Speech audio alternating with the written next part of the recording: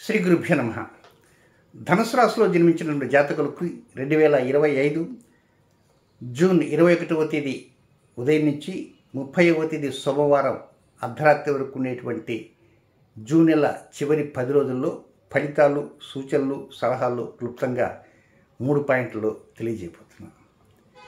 ఇక మొదటి పాయింట్కి వస్తే 21వ తేదీ ఉదయం నుంచి 24వ తేదీ రాత్రి 1:46 వరకు ఉండే సమయం అంతా అత్యంత అనుకూలంగా, ఫేవరబుల్గా, మనకి ఎలాంటి ఇబ్బందులు ఏమీ లేవు, జరిగిపోతున్నాయి అనేటువంటి ఒక ప్రగాఢ విశ్వాసంతో ఉంటూ, ఏదైనా చిన్న అనారోగ్యాలు ఉన్నా కూడా అనారోగ్యాలకు సంబంధించినటువంటి సమస్యలు తగ్గే విధంగా డాక్టర్ గారు రిపోర్ట్ రావటం కానీ, భార్యాభర్తల మధ్య ఉన్నటువంటి లొసుగు లేకుండా కొంచెం సాఫీగా శ్రీమతికి శ్రీవారు, శ్రీవారికి శ్రీమతి ఉండటం, అలాగే వ్యాపార భాగస్వాములు ఇలాంటి వారికి అందరికీ అనుకూలంగా ఉంటూ డెవలప్మెంట్స్ ఉంటాయి. ఏదైనా చిన్న చిన్న సంతాన సమస్యలు ఉన్నప్పటికీ అదేం పెద్ద చెప్పుకోదగిందంటూ ఏముండదు. కొత్తగా వివాహం అయినటువంటి వారికి అనుకూలంగా ఉంటుంది, వివాహం కానటువంటి వారికి అనుకూలంగా ఉంటుంది, ప్రేమికులకి అనుకూలంగా ఉంటుంది. కొంత శత్రువులపైన విజయం సాధిస్తామనేటువంటి గట్టి ప్రగాఢ విశ్వాసం కూడా ఉంటుంది. రుణబాధలు తగ్గుతాయనేటువంటి నమ్మకాలు కూడా ఉంటుంటాయి. ఎనీహౌ చక్కగా అనుకూలంగానే 21, 22, 23, 24వ తేదీ రాత్రి వరకు జరిగిపోతుంది. ఇక సెకండ్ పాయింట్కి వస్తే 24వ తేదీ రాత్రి 11:46 ప్రారంభమై 29వ తేదీ ఉదయం 6:35 వరకు ఉండేటువంటి టైం అంతా కూడా ఇది కొద్దిగా అనుకూలప్రదంగా ఉండదు, కొంచెం వ్యతిరేకంగా ఉన్నట్టుగా అనిపిస్తుంటుంది. కానీ ఏదో ప్రకారం కొన్ని ముఖ్య నిర్ణయాలని నిర్ణయించుకొని ఆ నిర్ణయాల ప్రకారం వెళ్తుంటారు. అయితే తండ్రితో అనవసరంగా పేచీలు పడకండి, కొంచెం జాగ్రత్తగా ఉండటానికి ప్రయత్నం చేయండి. అంటే పేచీలు పడకండి అంటే అనవసరంగా కొట్లాటలు, కలహాలని కాదు, కానీ కొంత పరిస్థితిని ఆలోచించి అవలోకనం చేసుకొని ముందుకు కదులుతుంటే పరిస్థితులు అనుకూలంగా ఉంటాయి. తొందరపాటు నిర్ణయాలు తీసుకోకుండా నెమ్మదిగా నిర్ణయాలు తీసుకుంటూ ముందుకు వెళ్ళాలి. ఇక మూడవ పాయింట్కి వస్తే 29వ తేదీ ఉదయం దగ్గర నుంచి 30వ తేదీ అర్ధరాత్రి వరకు ఉండేదంతా కూడా ఇది కొంత అనుకూలము, కొంత ప్రతికూలంగానే ఉంటుంటుంది. కానీ ప్రతికూల భాగమే ఎక్కువగా ఉంటుంటుంది అనుకూలం కంటే.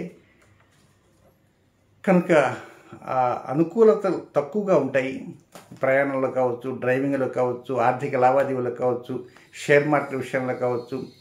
ఎదురుగా ఎవరితోనైనా మాట్లాడుతున్నా అనవసరంగా కోపాలకు, కలహాలకు వెళ్లకుండా జాగ్రత్తగా ఉండాలి. ముఖ్యమైన కార్యక్రమాలను ఏదైనా అవకాశం ఉంటే ముందుకు వెళ్తారు, లేకపోతే పోస్ట్ పోన్ చేసుకోవాల్సిన పరిస్థితులు ఉంటాయి. కానీ పోస్ట్ పోన్ చేసుకున్న కారణంగా సమస్యలు ఉంటే ఏముండవు. అనవసరంగా కొన్ని చోట్ల రిస్క్ మనకెందుకు రిస్క్ తీసుకోవడానికి మీ అంతటే మీరు నిర్ణయించుకుంటారు, దానివల్ల మీకు లబ్ధి కూడా కలుగుతుంటుంది. ఎనీహౌ చక్కగా అనుకూలంగా ముందుకు వెళ్ళడానికి అవకాశాలు అంటూ వస్తాయి. అయితే ప్రస్తుతం పిశాచయోగం జరుగుతుంది కదా, మీకు 9వ స్థానంలో పిశాచయోగం జరుగుతుంది. అది జూన్ 7వ తేదీ నుంచి జూలై 28 దాకా ఉంది. ఆ పిశాచయోగం దేశవ్యాప్తంగా కాదు, ప్రపంచవ్యాప్తంగా ఉండేటువంటి పరిస్థితులు. పిశాచయోగం ప్రారంభమైన తర్వాతనే ఇజ్రాయెల్, ఇరాన్ మధ్య కొంచెం ఆ యుద్ధ భయ వాతావరణం పెరిగింది. అలాగే అమెరికా దేశంలో కూడా కొన్ని చోట్ల వ్యతిరేకతలు, ప్రజల్లో కొంత మార్పులు, ట్రంప్కి ఎగనెస్ట్గా కూడా కొంతమంది ధర్నాలు చేయటం, కాల్పులు లాంటివి జరగటం ఇలాంటివి జరుగుతున్నాయి.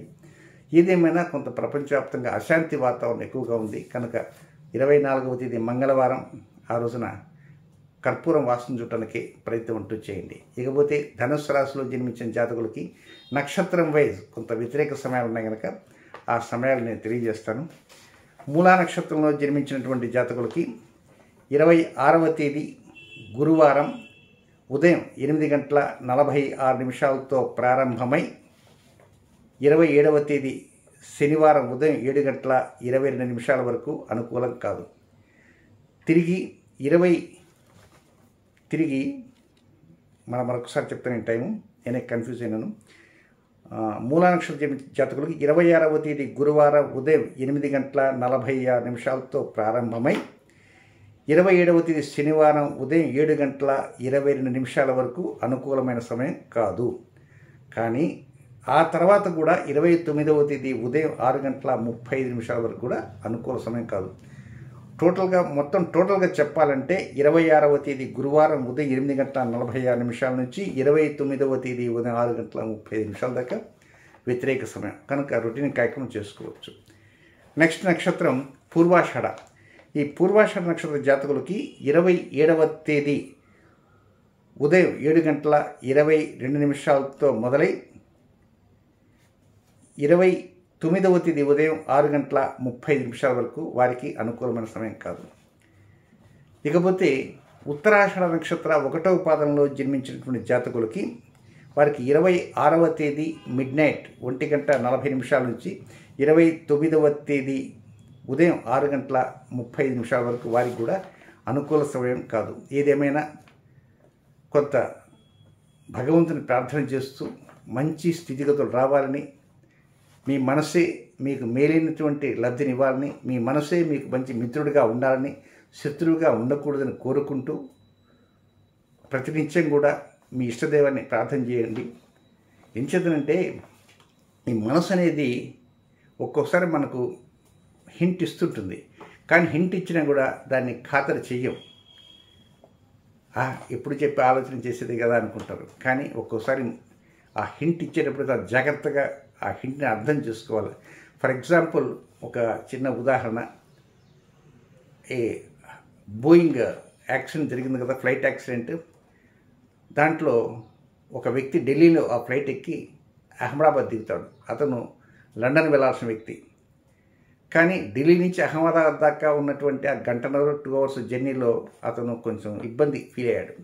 ఏసీ సరిగా లేదనో, అవి ప్రాపర్గా ముందు ఉన్నటువంటి స్క్రీన్ షీట్ పనిచేయట్లేదనో అవన్నీ ఫిక్స్ చేసి ఆయన అహ్మదాబాద్ దిగంగానే అనవసరం పోతే పోయింది డబ్బు అనుకున్నాడు. వెంటనే ట్విట్టర్లో పెట్టేసి దిగిలిపోయాడు. ఆ తర్వాత 1 గంట తర్వాత ఫ్లైట్ బయలుదేరింది. ఆ తర్వాత కథ తెలిసింది. కానీ అతను ఎందుకు దిగిపోయాడు? తన మనసు తనకు చెప్పింది అనవసరం, ఇంత ఈ 2 hours ఇంత ఇబ్బంది ఫీల్ అయినాను, లండన్ పోవాలంటే మరి 9 గంటలు 10 గంటలు కూర్చోవాలా, ఎంత ఎందుకు అనుకున్నాడు అని మనసు హింటి ఇవ్వబట్టే దిగిపోయాడు. కనుక ఈ మనసు అనేది చాలా గొప్పది. ఆ మనఃకారకుడే చంద్రుడు. ఆ మనఃకారకుడు చంద్రుడే మీకు అష్టమ స్థానంలో ఉంటాడు. కనుక ఒక్కోసారి చిన్న జాగ్రత్తలు కూడా తీసుకుంటున్నారు. ముఖ్యంగా ఈ ధనుసు రాశి జాతకులు గమనించవలసింది ఏంటంటే 26వ తేదీ రాత్రి 1:40 నుంచి 29వ తేదీ ఉదయం 6:35 వరకు కూడా కొంచెం ఆలోచన చేసి ప్రతి విషయాన్ని జాగ్రత్తగా అవలోకనం చేసుకుంటూ ముందుకు పోవాల్సిన అవసరం ఎంతైనా ఉందని కూడా గమనించండి. శుభం.